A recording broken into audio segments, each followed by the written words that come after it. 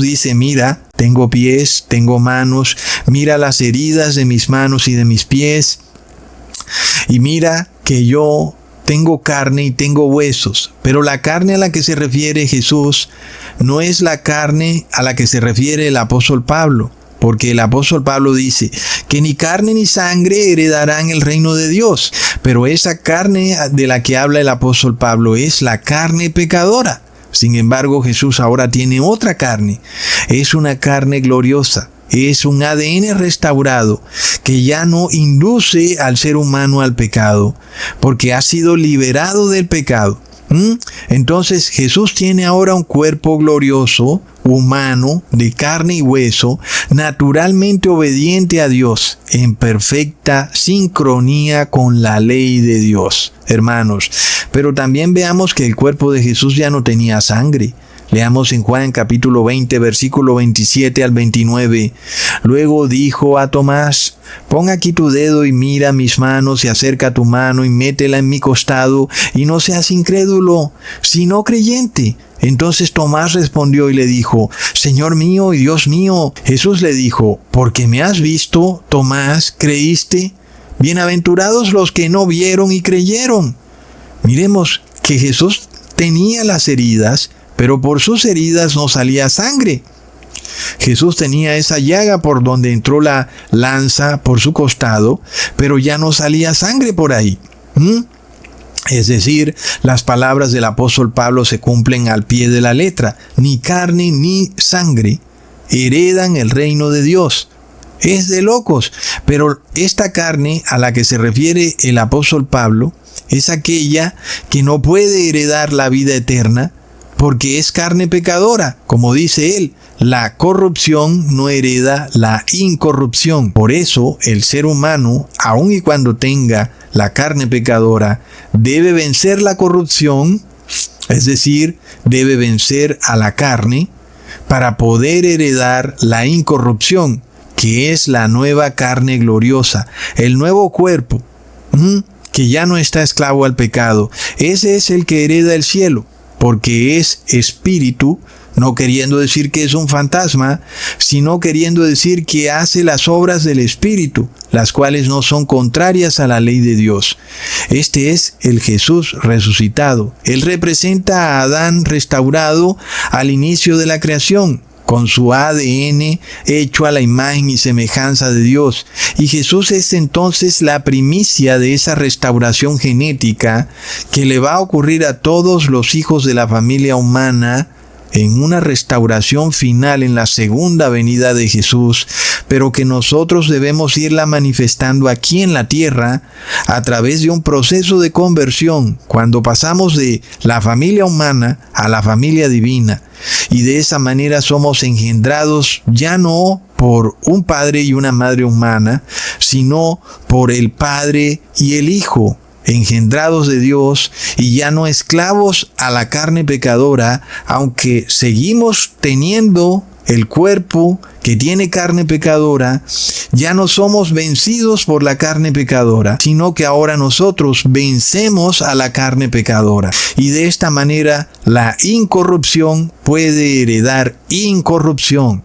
Leamos en Romanos capítulo 8, versículo 21.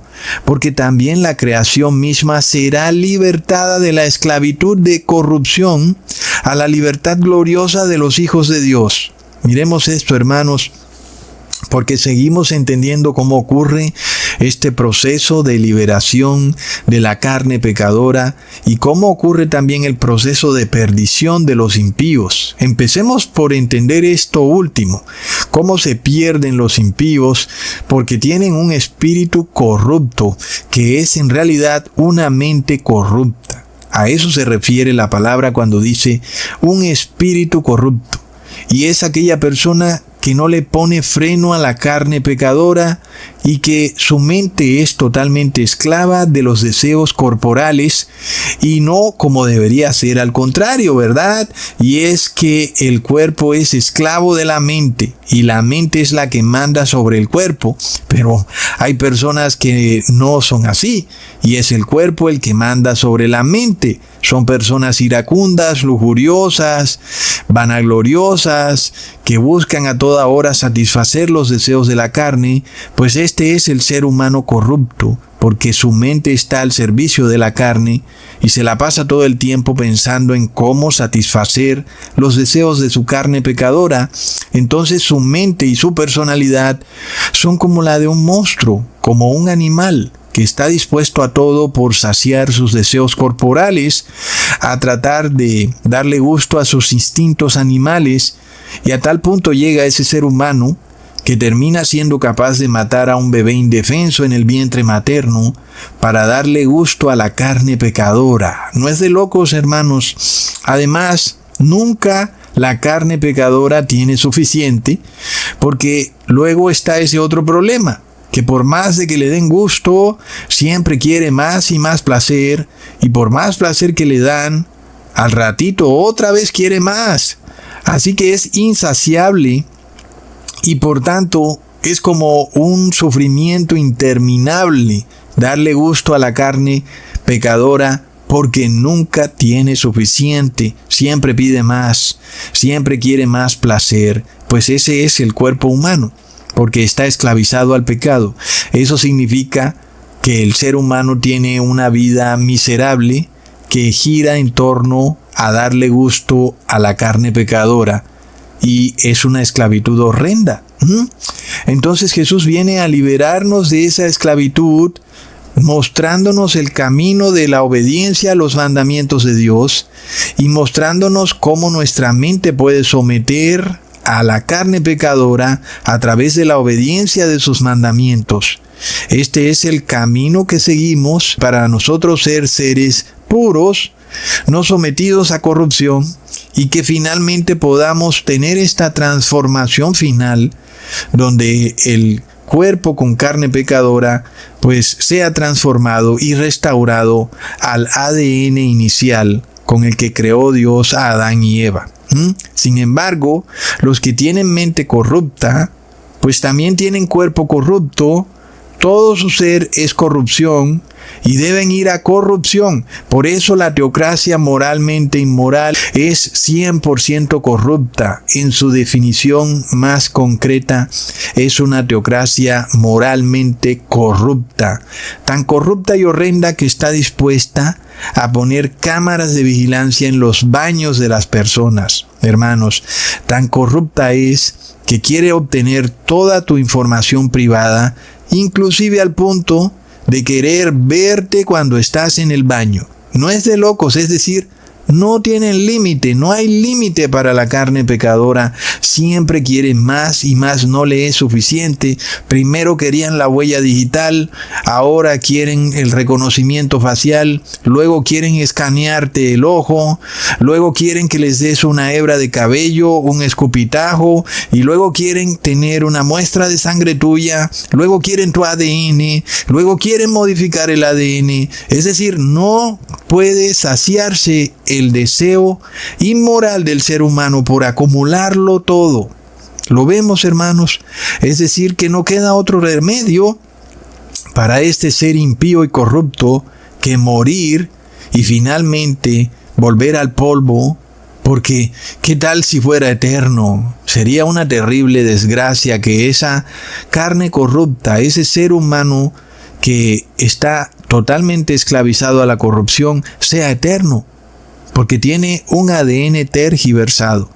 La gran pregunta es, ¿por qué Dios ya no puede restaurar el ADN de una persona que voluntariamente ha modificado su ADN? La gran pregunta es, ¿por qué Dios sí puede restaurar el ADN que Adán y Eva modificaron al inicio de la creación al obedecer al demonio?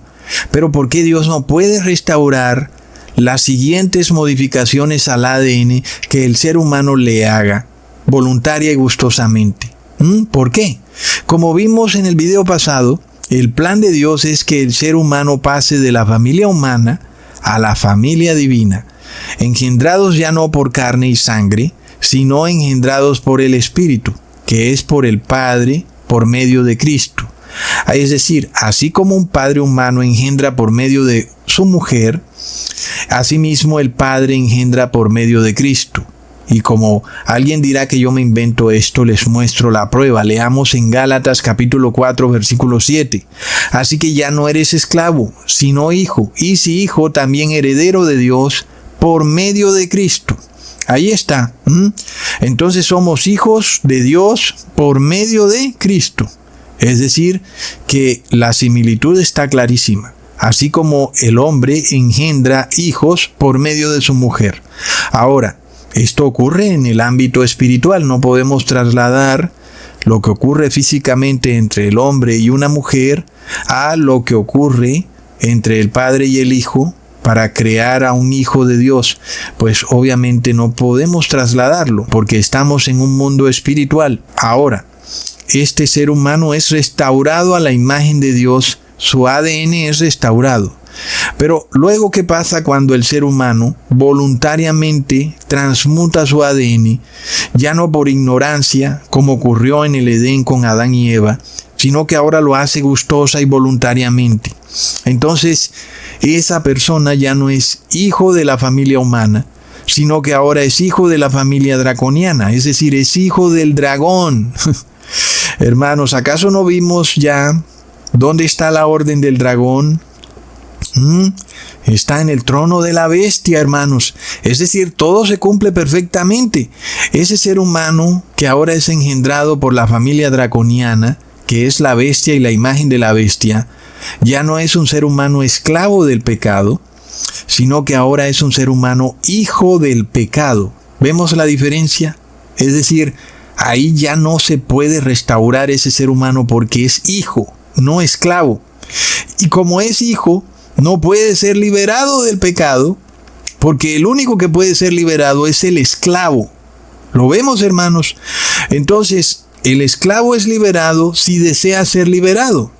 De otra manera, así como Dios convierte a los esclavos en hijos, el demonio también tiene esa posibilidad de convertir a los esclavos en sus hijos.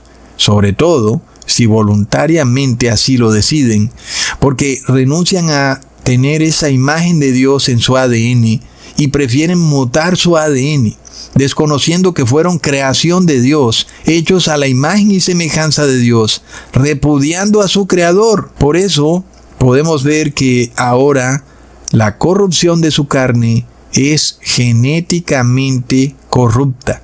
Ya no es un ADN modificado que tiende al pecado, ahora es un ADN modificado que siempre peca y que le gusta pecar. Ya no es como un error, que la persona pecó por error. Ahora esa persona peca por deseo y ese pecado le produce felicidad. Es decir, ese ser humano es un monstruo. Por eso a Dios no le queda otro camino más que lanzarlo al lago de fuego, destruirlo para siempre. Porque es hijo del dragón y debe morir con el dragón y sus ángeles. Eso fue lo que pasó en el diluvio. La gente dice que Dios fue malo, ¿cómo así que destruyó a todo el mundo? ¿Y cómo así? Habían niños, habían mujeres embarazadas, habían ancianos, pero todos habían modificado su ADN, todos se habían convertido en hijos del dragón. Eran personas que estaban en un sufrimiento terrible porque su ADN estaba modificado genéticamente. Y entonces, así como ese mundo fue destruido con agua, ahora nosotros vamos a ver que en la segunda venida de Jesús, este mundo será destruido con fuego. Leamos en 2 de Pedro capítulo